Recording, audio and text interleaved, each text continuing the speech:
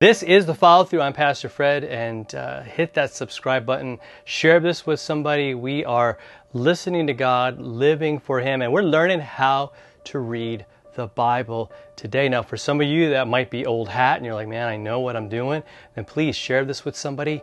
Walk through maybe this passage with somebody. Help them. That's so important. I think far too many times we're like, man, I know it. That's good. I would rather do and say, look, wow, that was really helpful. I'm going to share that with somebody. All right, I'm going to walk through that passage with somebody who really maybe is afraid of the Bible. A lot of folks like that. Maybe that's you. I want to take away that fear and realize and help you realize this is your Father talking to you. That's really what it is. That's why we listen to it. That's why we get into it. And here's that image from the word itself. Psalm 23, again, a passage most of us have heard of, right? The Lord is my shepherd, I shall not want, right? Real simple. You've probably seen it on needlepoint in somebody's house, on a bumper sticker, a t-shirt, a greeting card. You've heard it maybe if you went to a funeral and the pastor preached on that the Lord is our shepherd even though we go through the valley of the shadow of death, right? We know these words. We hear them. Even if you haven't read the Bible or know a friend that hasn't, they probably have heard that image of God being our shepherd. And David, the one who wrote this, was a shepherd.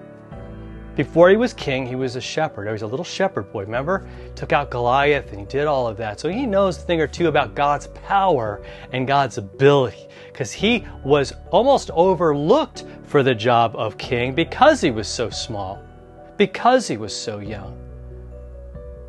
See, but he learned something we all got to learn. And it's something we need to take into our reading of the Bible, and that is that God is the one who makes things happen.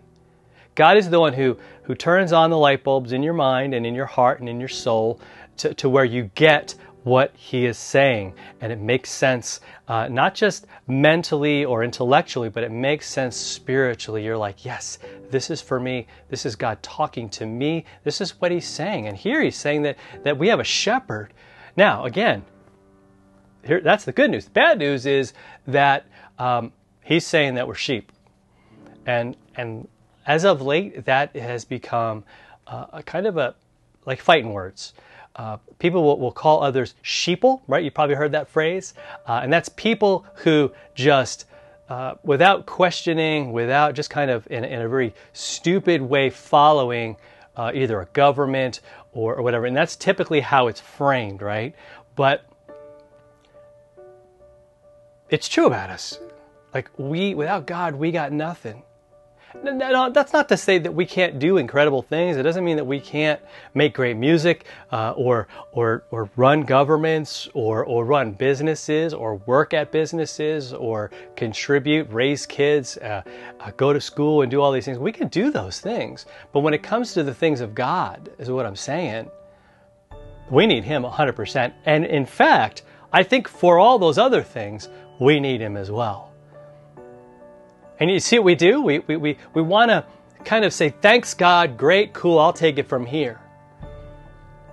But shepherds and sheep are doing life together, right? The shepherd is leading the sheep to where they need to eat. He's protecting them.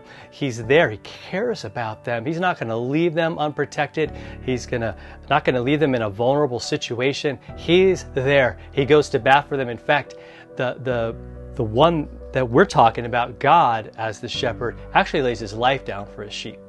He actually allows Himself to be killed for us. That's what Jesus did.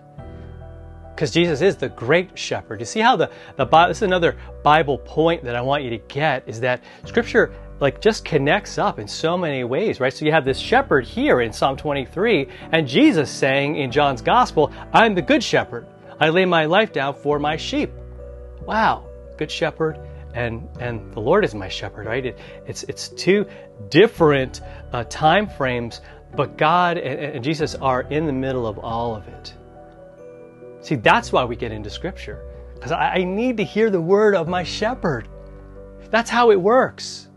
Jesus actually said, my sheep, they know my voice. The only way to know the voice is right here. Because I could say, no, that sounds like God, or no, that does not sound like God. When somebody comes at you with something, oh, well, God would never do this. And you'd say, well, actually, if when I look at Scripture here, He loves people who are a complete mess. A lot of people don't believe that, but it's in Scripture.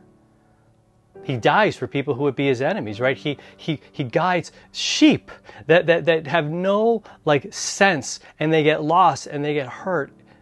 And without rescue, they die. And that's us. So I want us to see in all of Scripture this shepherd. Be looking for it as you read the Bible. Be looking for how God is going to lead you, how He guides you, and how He's with you. All right? Have a great one, and we'll talk to you next time.